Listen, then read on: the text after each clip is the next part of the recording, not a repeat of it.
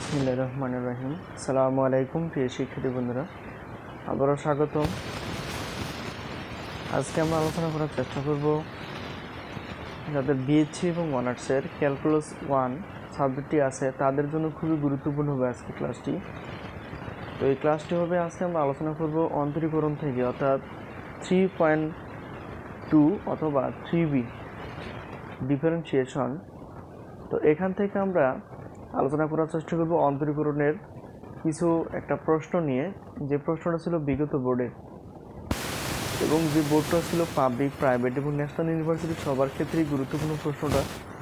তো যাই হোক না কেন, এক শিক্ষার্থীর মধ্যে অনুভূতি সে ক্যালকুলাস 1-এর বোর্ডের যে প্রশ্নগুলো ছিল সেই প্রশ্নগুলো সলিউশন করার জন্য বিশেষভাবে অনুরোধ করেছে। তার উদ্দেশ্যেই কিন্তু আজকে প্রশ্নগুলো আমরা প্রশ্নটা অ্যান্সার করব। তো এরকম যার যেমন প্রশ্ন, যেমন যে চ্যাপ্টারের প্রশ্ন সমস্যা, সেই সমাধান যদি চাইতে চাও তাহলে অবশ্যই কমেন্ট বক্সে লিখে ফেলো।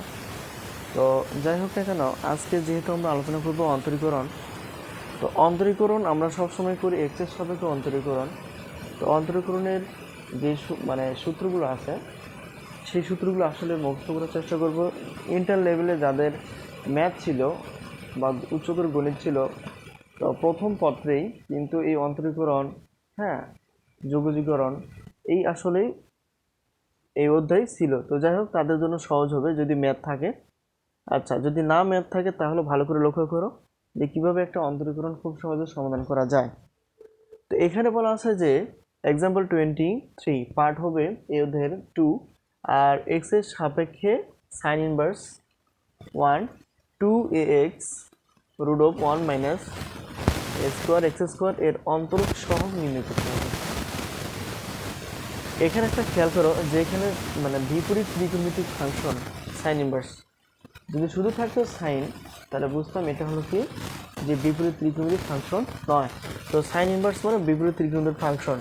তো এখানে সাইন ইনভার্স আসছে, তাহলে এখানে এমন একটা অনুপাত আনতে হবে, সেই অনুপাত যাতে কাটাকাটি যায়। যেমন এখানে সাইন ইনভার্স বা সূত্র ব্যবহার করা যায়, সাইন ইনভার্স আসছে তাহলে এখানে সাইন আনতে হবে। যেমন কস ইনভার্স যদি থাকতো এখানে কস আনতে হবে, ট্যান ইনভার্স থাকলে এখানে ট্যান ইনভার্স আনতে হবে।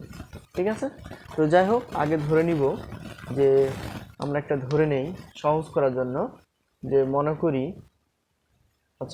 আমরা ধরে নিলাম যে y সমান, এটার সমীকরণ হবে সাইন ইনভার্স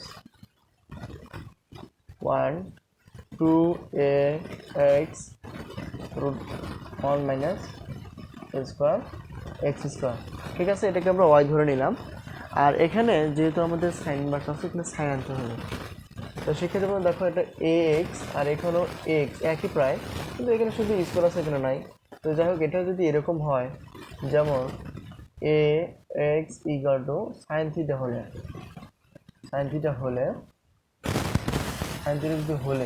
ঠিক আছে। কারণ আমরা যদি ধরি ax যদি সাইন থিটা হয়, কেন সাইন নিব? কারণ এখানে সাইন অনুপাত আছে, এখানে আমরা সাইন আনার চেষ্টা করব।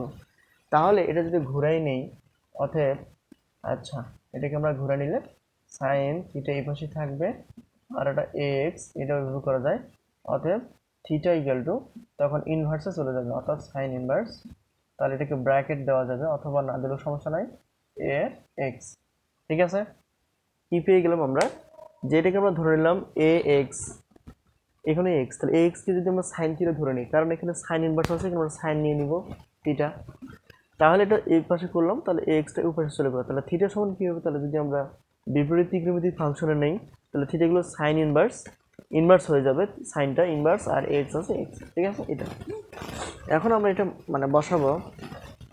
দেখো সাইন ইনভার্স যা আছে 2 ইন্টু এক্স আমরা কি ধরছিলাম? এক্স ধরছিলাম সাইন থিটা, আচ্ছা, এখন নেক্সট ব্র্যাকেটের মাঝেও আছে, যেমন 1 মাইনাস, এটাকে আমরা এইভাবে নিতে পারি, যেমন এ এক্স তারপর হোল স্কোয়ার, এটা নিতে পারি। অথবা আমরা এটা পরে বসাবো, কারণ একসঙ্গে কাজটা করলে সুবিধা হবে। প্রথমে আমরা কি করলাম, যে এখানে যা ছিল 2ax তাই রাখছি, তো এখানে শুধু হোল স্কোয়ার করে নিলাম। এখন সাইন ইনভার্স, তো এখন মান বসাই 2 ইন্টু এক্স আমরা কত ধরছিলাম? Sine theta sine theta root 1 minus এক্সকে আমরা কি ধরছিলাম, এক্সে ধরছিলাম আমরা সাইন থিটা, তাহলে সাইন থিটা তারপর কি স্কোয়ার হয়ে যাবে, তাহলে হোল স্কোয়ার এটা হয়ে যাবে। ঠিক আছে, তার মানে এক্স মানে কি সাইন থিটা, আর এখানে স্কোয়ার আছে তাহলে স্কোয়ার হয়ে যাবে। তাহলে এখানে আমরা সাইন ইনভার্স যা আছে তাই, তাহলে 2 সাইন থিটা আচ্ছা নিয়ে নিলাম। তাহলে এটা কী করে দেবো দেখো, আমরা একটা সূত্র জানি, যে সূত্রটা হলো যে cos থিটা সমান root of 1 minus sine square theta.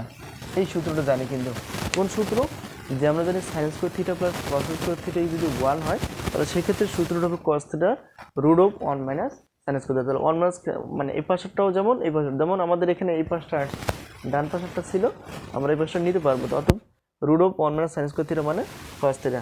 তাহলে এখানে আমরা কি বসাবো, cos থিটা।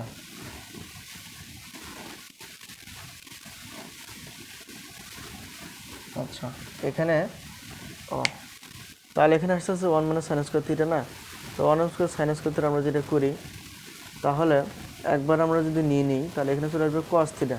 ঠিক আছে, অথবা আমরা এই জিনিসটা করতে পারি, যেমন এটা যদি আমরা রুট না নিই, আচ্ছা রুট হলেও সমস্যা নাই, আমরা একবারে নিয়ে নেব, তাহলে তখন আর রুট থাকবে না, শুধু থাকবে কি cos থিটা। ঠিক আছে, তাহলে cos থিটা আমরা এটা করতে পারি কীভাবে, আবারও বলি, root of 1 minus sine square theta মানে cos থিটা। ঠিক আছে, এই জায়গাটা এটা হয়ে যাবে।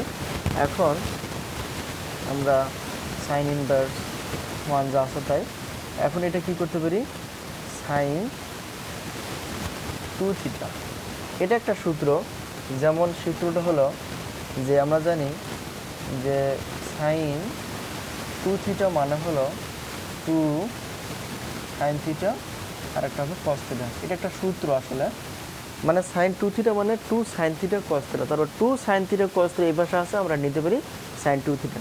ঠিক আছে, আচ্ছা তাহলে এটা ব্র্যাকেট দিলাম, দিয়ে এখানে দেখো আমরা জানি যে বিপরীত ত্রিকোণ, যেমন এখানে সাইন ইনভার্স আর sine theta, sine inverse sine মানে সাইন সাইন ইনভার্স আর সাইন কি কাটা যাবে, সাইন ইনভার্স, এখানে যদি cos ইনভার্স থাকতো, এখানে যদি cos থাকতো এটাও কাটা যাবে, tan ইনভার্স থাকে tan থাকে কাটা যাবে। তার মানে আমরা জানি যে একটা tan এবং আরেকটা tan ইনভার্স যদি হয় তাহলে কাটা যায়, তো ঠিক তেমনি এখানে সাইন ইনভার্স আর সাইন এটি কাটা হয়ে গেল, তাহলে এখানে থাকতেছে কি 2 থিটা। তাহলে এখানে থিটাকে আমরা কি ধরছিলাম দেখো, থিটার সমান আবার করা যাবে, কত করা যাবে দেখো, 2 থিটা হলো আবার সাইন ইনভার্স, আচ্ছা সাইন ইনভার্স এ এক্স, তার মানে থিটার মানটা এখানে বসায় দিলাম।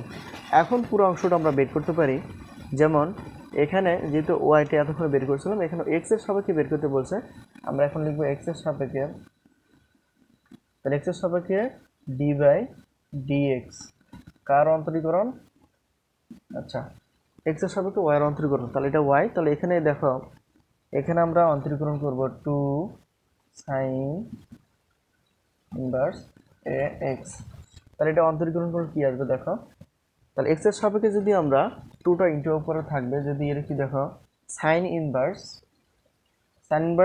এটাকে ধরো যদি এক্স, তাহলে কি আসবে, যে আমরা একটা সূত্র জানি, যে সূত্রটা হলো যে এখানে আমরা লিখব যে d by d x sine inverse, যদি এক্স হয় সূত্রটা, তাহলে সেক্ষেত্রে সূত্র আমরা জানি 1/1 মানে 1 root of 1 minus x square, এই সূত্র কিন্তু আমরা জানি।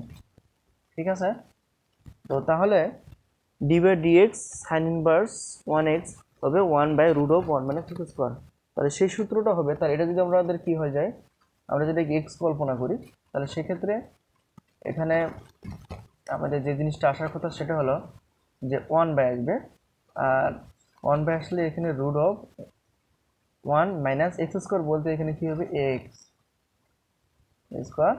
স্কোয়ার, আর এই পাশেরটা এটাকে আমরা এইভাবে নিতে পারি, একটু চাপাই নিই, এখানে আমরা নিলাম 2 ইন্টু তাহলে 1 রুট অফ আচ্ছা 1 মাইনাস এক্স স্কোয়ার। আচ্ছা যেহেতু এখানে এক্সের সাপেক্ষে এটা কি আমরা এক্স ধরছিলাম, তাহলে এটা যদি এক্স হয় সাইন ইনভার্স এক্স হয়, তাহলে এটা আসলে যেহেতু এটা আসলে সাইন ইনভার্স এক্স নয়, এখানে আছে এক্স, তার মানে এটাকে আবার অন্তরীকরণ করলে যে জিনিসটা আসবে তাহলে d by d x sine inverse এটাকে আমরা যদি অন্তর্গণ করি তাহলে এটা চলে আসবে এ। তাহলে এখানে চলে আসবে উপরে যদি গুণ করি পুরোটাই 2a আর নিচে root of 1 minus a square x square. এটি হলো আসলে এই এক্সের সাপেক্ষে এর অন্তরক সহ। তো আশা করি আমরা বুঝতে পারছি। তো সেক্ষেত্রে আমাদের আবার বোঝার চেষ্টা করবো এটাকে। তো এখানে বলা আছে যে এক্সের সাপেক্ষে অন্তর্গ্রহণ করতে হবে। প্রশ্ন আসলে এরকম। আচ্ছা, এটা একটা প্রশ্ন, এটার অন্তরক সহগটা বের করতে হবে।